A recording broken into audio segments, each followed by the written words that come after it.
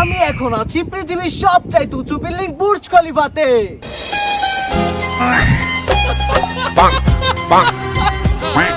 এবং ইতিমধ্যেই নাটকির প্লা নামক একটি স্যাটেলাইটের মাধ্যমে আমরা জানতে পেরেছি এই ভবনের ঠিক 100 তলার একটি ফ্ল্যাটে ওয়াইজ খলিফার বোন মিয়া খলিফা রয়েছে। তোমরা কি মিয়া খলিফার সাথে একটি রাত কাটাতে চাও? না জিমি, কিন্তু কেন? আর খালে যদি আমি একবার পইরা যাই, যত ডুবুরি পাঠান বা 22 ফুট সঙ্গ পাঠান, আমারে কিন্তু উদ্ধার করা সম্ভব হইব না। যাই হোক দাদিমা, আপনি কি মিয়া খলিফার সাথে একটি রাত কাটাতে চান? নাতি ভাই, ওর সাথে কেমনে? আমাগো দুইজনের রাস্তা তো একই, তলোয়ার ছাড়া কি আর যুদ্ধ হয়? ও মাই গড বন্ধুরা, অল্পের জন্য বেঁচে গেছি। কি ঘটে গেল এটা আমাদের সাথে? ইরান ইসরায়েলের যুদ্ধের মিসাইল হয়তোবা বুর্জ খলিফাতে পড়েছে। যাই হোক বন্ধুরা, আপনারা সবাই চ্যানেলটি সাবস্ক্রাইব করে দেন। কি হলো, দিচ্ছেন না কেন? প্লিজ চ্যানেলটা সবাই সাবস্ক্রাইব করে দেন।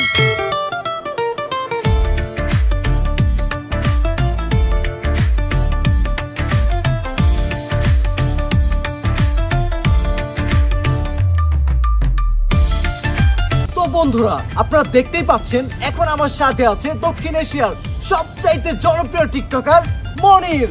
তো টিকটকার মনির, শুরুতেই আপনার কাছে জানতে চাচ্ছি আপনার নামটা কি?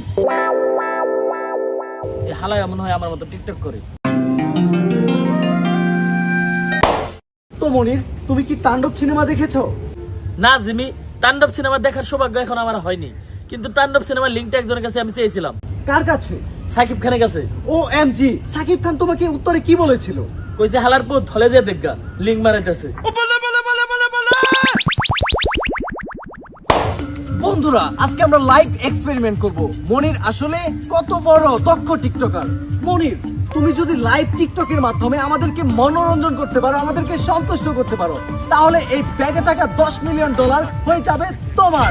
তুমি কি রেডি, প্রস্তুত? Okay Jimmy. ও হে নারী, এত বাইরো না, 2 দিন পর বাড়তি হয়ে যাবে, তখন কেউ ফিরাল তাকাইবো না।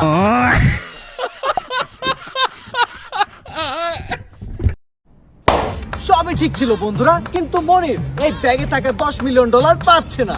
কিন্তু কেন? তোমার শুধু টিকটকের ডায়লগে ছিল, ডায়লগের শেষে কোনো স্লো মোশন ছিল না। যাই হোক মনির, হতাশ হওয়ার কিছু নেই। রিসেন্টলি টিকটকে তোমার যে ডায়লগটা ভাইরাল হয়েছে, সেই ডায়লগটা যদি তুমি আবার এগেইন বলতে পারো, তাহলে এই ব্যাগে থাকা $20 মিলিয়ন তোমার হয়ে যাবে। তুমি কি প্রস্তুত? বাল কইবো।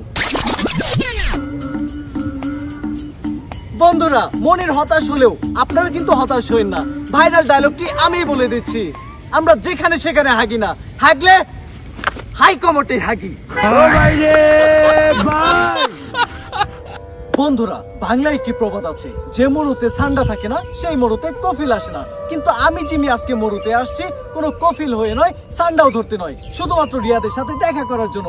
তো রিয়াদ, তোমার কি পক্ষী আছে? হ্যাঁ জিমি, 2টা বাকি আছে, এক নাম জেরিন আর একটা নাম ঝর্ণা। রিয়াদ, তুমি হয়তো ভুল শুনেছো, আমি তোমাকে পাখির কথা বলিনি, পক্ষীর কথা বলেছি। তোমার কি পক্ষী আছে? হ্যাঁ জিমি আছে। আচ্ছা রিয়াদ, সকালে ঘুম থেকে ওঠার পর তোমার পক্ষী কেমন হয়ে থাকে? এরকম নাকি এইরকম? হ্যাঁ জিমি, কি আজে বাজে প্রশ্ন করতেছো? রিয়াদ, তুমি যদি এই প্রশ্নের উত্তরটা দিতে পারো, তাহলে এই ব্যাগে থাকা $10 মিলিয়ন তোমার হয়ে যাবে। এইরকম।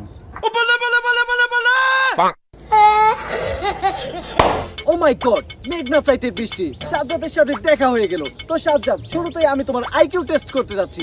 সাজ্জাদ, তুমি আমাকে বলো, আমরা মানুষকে কুত্তার বাচ্চা বলে গালি দেই, তাহলে কুত্তার বাচ্চাকে কি বলে গালি দেওয়া উচিত? মানুষের বাচ্চা। Oh my god, what a IQ level. আচ্ছা সাজ্জাদ, আমি তোমার কাছে জানতে চাচ্ছি, তোমার কি 5 ইঞ্চি ডিসপ্লেওয়ালা কোনো মোবাইল আছে? না। সমস্যা নেই সাজ্জাদ, জিমির পক্ষ থেকে এই গিফটটা শুধুমাত্র তোমার জন্য। কিন্তু জিমি, এত দামি গিফট তুমি আমারে কেন দিলা? সাজ্জাদ, তোমার চেসিস দেখেই বোঝা যাচ্ছে তুমি রাতে ওয়েবসাইটে অনেক বেশি ঘোরাফেরা করো এবং ভিডিও দেখো। আমার এই ছোট্ট গিফটটি তোমার কাজটাকে আরো অনেক বেশি সহজ করবে এবং তোমার গিটারের সুর আরো অনেক বেশি মধুর হবে। তবে সাজ্জাদ, তোমার কাছে আমার একটাই রিকোয়েস্ট, তুমি কিন্তু তোমার বন্ধু জিমির অবদান কখনো ভুলে যেও না। এত তোর মোবাইল এন্ড সুদা বাজ যাবি, পিছে তাকাবি, তোরে তোর কানে পর্দা ফাটিয়ালাম। বন্ধুরা, এই ঘন জঙ্গলে হাঁটতে আসছিলাম, আর হাঁটতে এসে পাবেলের সাথে দেখা। তো পাবেল, তোমার কাছে আমি কিছু ইন্টারেস্টিং কোয়েশ্চেন করতে চাই। তুমি কি আমাকে অ্যান্সার গুলো দেওয়ার জন্য প্রস্তুত? Okay Jimmy. আচ্ছা পাভেল, তুমি কি কখনো সিগারেট খেয়েছো? না। মদ খেয়েছো? না। কখনো ঘুমের ট্যাবলেট খেয়েছো? না। কখনো হাত কেটেছো? না।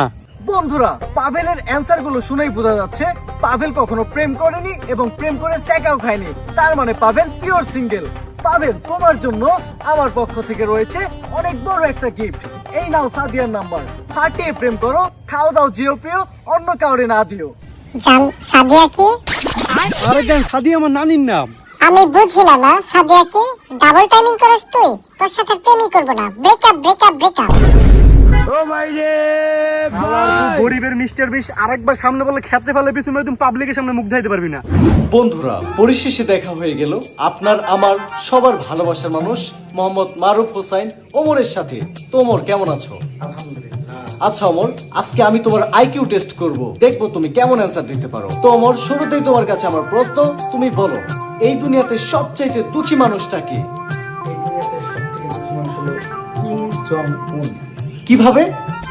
সবাই যুদ্ধ খেলতেছে, কিন্তু ছোট ভাইরে কেউ খেলায় না, কারণ ছোট ভাইয়ের মাথা গরম, শুরুতেই পারমাণবিক বোমা মেরে দেয়।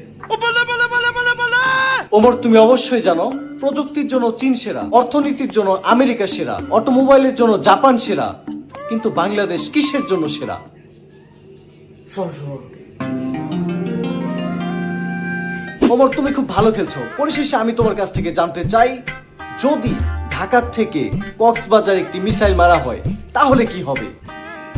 মিসাইলটা ঢাকা থেকে কক্সবাজার পর্যন্ত যাইতেই পারবো না, কারণ তার আগে মিসাইলের 5-6 বার চাপা দিতে হইব। আপনারা কি ওমরের সাথে একমত? তাহলে অবশ্যই কমেন্টে জানান, আর অবশ্যই চ্যানেলটা সাবস্ক্রাইব করতে ভুলবেন না।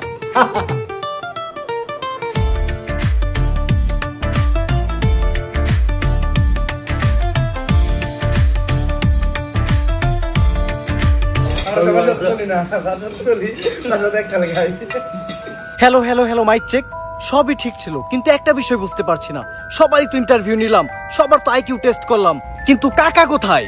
ওইটা তোর কাকি রে যাইছি কাকা।